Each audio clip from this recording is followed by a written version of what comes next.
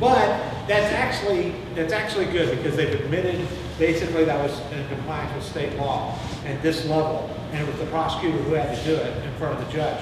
Now what happens is there's another guy named Still Smith. I don't know if you guys know about his case. He was busted in 2006 with 1,400 plants, ran a collective. He actually had the local people come out and do an inspection of his property when he was getting all his permits and everything. One of the guys was wearing a jacket that said DEA, so he thought it was okay. After he got all the approvals from them, 2 weeks later, the real DEA came out and busted him. And he told me that he's actually getting to use the medical marijuana defense in federal court. His court case starts March the 9th. So if you guys have a chance, you can go up and find out about it. March the 9th. If he is getting to do that, then I should be able to talk about it in my case. I'm fairly confident if I can talk about the fact I was, following state law, I was doing everything I was supposed to do. The president made the statements. I don't know if you guys know about the May 20th memo to heads of state telling people not to preempt state law. The Attorney General made statements they weren't going to do this.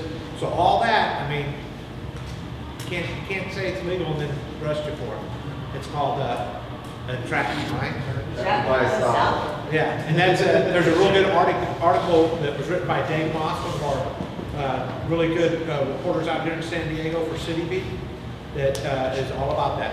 It's titled, for me, it says Obama and trafficking. My next court case, I got lastblogoutfirst.com. Okay. Before you go to your next court date, I just wanted to do something. You're going to continue talking. Today is a special day for James. Happy birthday to you. Happy birthday to you. Happy birthday, dear James. Happy birthday to you. Thank you. My next court case is March the 26th. And the reason why this is going to be the most important day of my life is in federal court, you have to ask permission to defend yourself. And you have to tell them what your defense is, and they tell you whether or not you can use it. So that's the day that we'll find that out. And then a month later, April 26th, I'm going to trial. So if you guys can come out and support me on those 2 days, that would be awesome.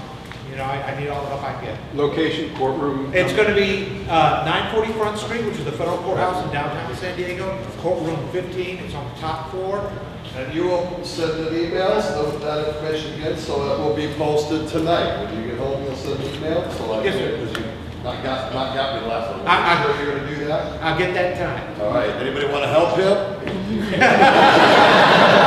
You call me up and remind me. All right. Also, since it is his birthday, I'll mention also he has tickets. He's having a birthday party tonight up in North County at his cannabis collection. I think the tickets next time that one should have more.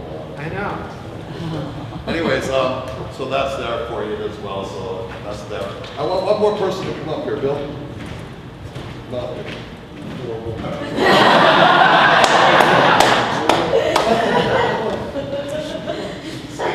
We're volunteering you, buddy. I also like that. I think it's kind of cool. He changed his arm color.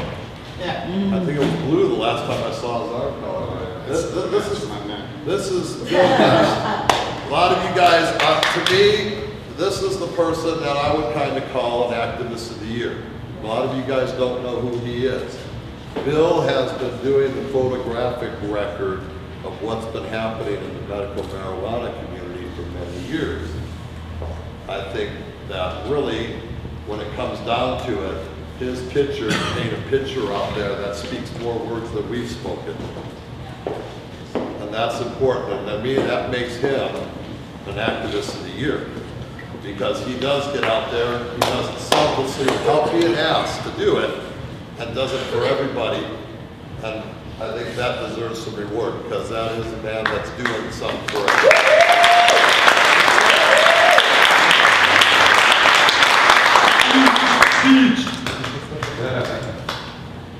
The reason I do it, number one, I love pot. And there's nothing wrong with it. Number two is so that the people that are scared to get out there need to know that there's somebody out there that's still fighting for them. And I hope one day that some of these officials will encourage them to get out there, just for an hour. Well said. Just 1 hour, just one march. You don't even have to get your face in the picture or anything, but it's the numbers that people see. One person doesn't really make a loud noise, but a group does. All right.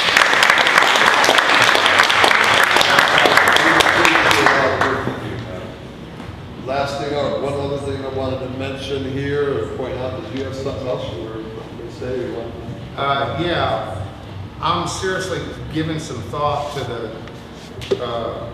suggestion brought up about the little mini blog. What I'm thinking about doing is setting something up if you want. If people need to come out and vent and do like a 5-minute video, I'll be more than glad to do it. I'll provide a comfortable setting. We can sit down and have like a fireside chat, a weekly fireside chat with, you know, if you want to vent, vent.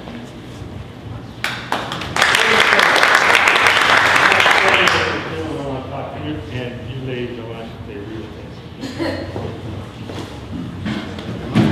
Did you get that on film? I need some Lawyers to watch the trip.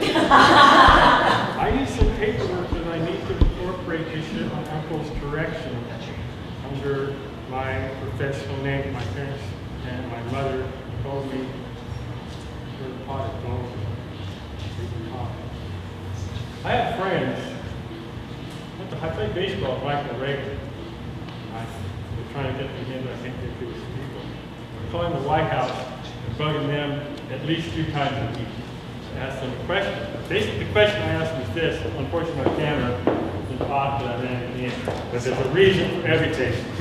I want to know if they have declared, if the federal government and the IRS have declared war against the Franklin family.